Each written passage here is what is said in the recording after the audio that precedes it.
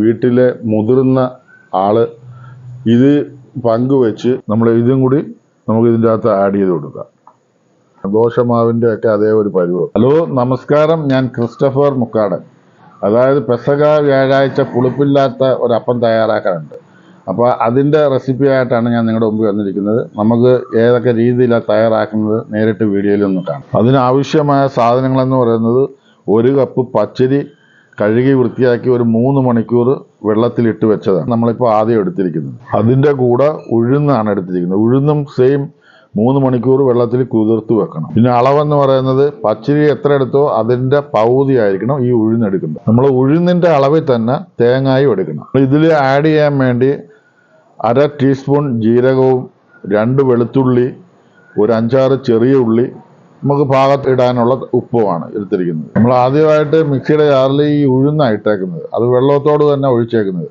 അത് നല്ല വൃത്തിയായിട്ട് പേസ്റ്റ് പോലെ അരച്ചു കൊണ്ടുവരാം. അതുകൊണ്ട് ഈ ഒരു പരുവത്തിലാണ് നമ്മൾ ഉഴുന്ന് അരച്ചുകൊണ്ട് വന്നത്. നമ്മൾ ദോശമാവിൻ്റെയൊക്കെ അതേ തിക്കൻസ് ഉണ്ട്. അതുകൊണ്ട് ഇതാണ് നമ്മുടെ ആദ്യത്തെ ചേരുവ എന്ന് പറയുന്നത്. സെയിം ജാറിൽ തന്നെ പച്ചരിയും ഇട്ട് അതേപോലെ തന്നെ നമുക്ക് അരച്ചെടുക്കാം. അതുപോലെ തന്നെ നമ്മുടെ പച്ചരി നല്ലോണം അടിച്ചുകൊണ്ട് വന്ന് നമുക്ക് അത് ഉഴുന്നിലേക്ക് ചേർത്ത് കൊടുക്കാം. അതുകൊണ്ടല്ലേ രണ്ടും കൂടി ഈ രീതിയിൽ വേണം തയ്യാറാക്കാൻ. അതേ ജാറിൽ തന്നെ നമുക്ക് തേങ്ങയും ഇട്ട് കൊടുക്കാം.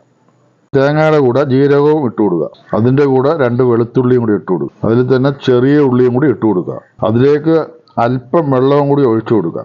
ഇത് കൂടുതൽ അരഞ്ഞു പോകരുത്. ഇതൊരു ചമ്മന്തി പരുവത്തിൽ നമുക്ക് നിർത്തിയെടുക്കണം. അതുകൊണ്ട് നമ്മുടെ മൂന്നാമത്തെ ചേരുവയാണ്. നമ്മൾ ഇതും കൂടി നമുക്ക് ഇതിൻ്റെ അകത്ത് ആഡ് ചെയ്ത് കൊടുക്കുക. ഇതാണ് ഇതിൻ്റെ രീതി. നമ്മുടെ ചേരുവകളെല്ലാം ചേർന്ന് അതിന് പാകത്തിന് ഉപ്പും കൂടി ചേർത്ത് കൊടുക്കുക. ഇനി ഇതെല്ലാം കൂടി നല്ലോണം മിക്സ് ചെയ്ത് നമുക്ക് എടുക്കാം. അതാണ്ട് എല്ലാം കൂടി മിക്സ് ചെയ്ത് അതാണ്ട് ഈ ഒരു പരുവമായിരിക്കണം. ദോശമാവിൻ്റെ ഒക്കെ അതേ ഒരു പരുവം.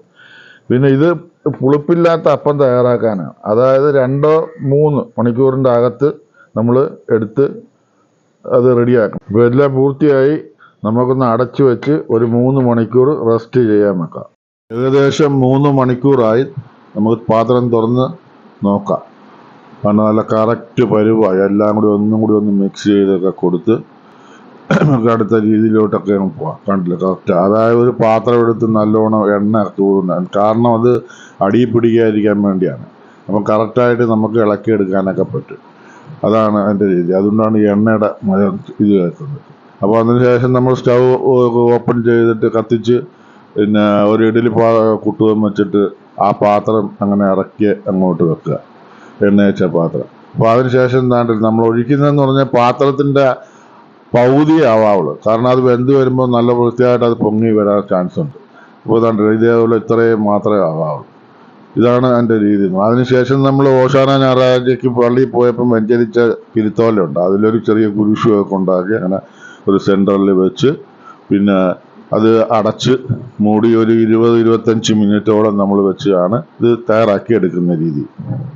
ഇപ്പം പെസഹ അപ്പം നമ്മൾ തയ്യാറാക്കി വെച്ചിട്ട് ഒരു 25 മിനിറ്റായി. ഒന്ന് തുറന്ന് നോക്കാം. ഏകദേശമൊക്കെ റെഡിയായി. എന്നാലും നമ്മളൊരു ടെസ്റ്റ് എന്ന നിലയിൽ ഒരു ഈർക്കിൽ വെച്ചൊന്ന് കുത്തിയൊക്കെ നോക്കാം.